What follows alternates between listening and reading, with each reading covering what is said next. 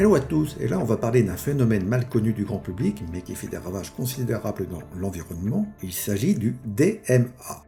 DMA, qu'est-ce que c'est? Eh bien, DMA, c'est l'abréviation de drainage minier acide. Le DMA, c'est une pollution que vous allez causer dans l'environnement quand vous allez exploiter une mine qui contient des sulfures. Ça peut être une mine de cuivre, une mine de zinc, une mine d'or, etc.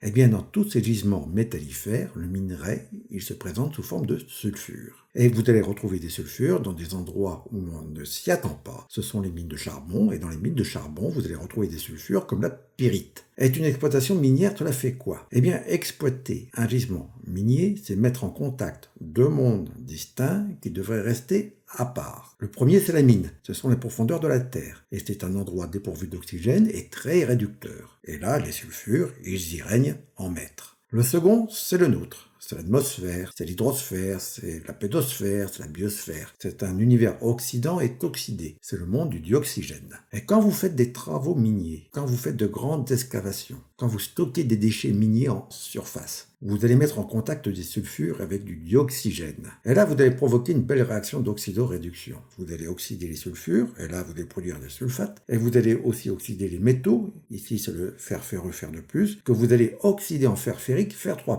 Et ce faisant, vous allez produire une belle pollution. On va voir comment. La réaction d'oxydoréduction, elle est très simple à écrire. À titre d'exercice, on va l'écrire pour la pyrite et on va apprendre à équilibrer cette réaction chimique. Et on ne va pas se contenter d'oxyder les sulfures, car comme vous avez du fer de plus, vous allez l'oxyder aussi en fer 3+, c'est du fer ferrique. On va donc produire du fer ferrique et des sulfates. On commence par écrire cela. Il me manque du dioxygène à gauche. J'en ai besoin pour faire des sulfates. J'écris donc cela. Et là, j'ai un déficit de charge plus à droite. Il me manque une charge plus. Je vais donc rajouter du H+. Retenez cela. Quand il vous manque des charges positives dans une réaction, rajoutez des H+.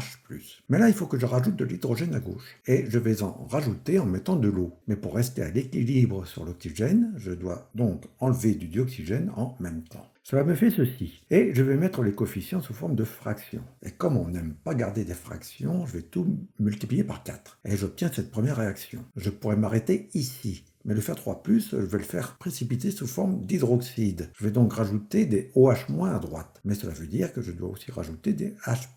Et au final, cela me donne cela. La conséquence de tout cela, c'est que j'ai produit de l'acide sulfurique que je vais relâcher dans l'eau des rivières et des nappes phréatiques. Et je vais produire des hydroxydes de fer 3+. Cela va précipiter et c'est cela qui va me donner une couleur rouille au sol et à l'eau. On va quantifier les masses avec les masses molaires. La masse molaire de la pyrite, c'est du 120 g par mol. La masse molaire de l'acide sulfurique, c'est du 98 g par mol. La masse molaire de l'hydroxyde de fer ferrique, c'est du 107 g par mol. Donc en termes de masse, cela me donne ceci.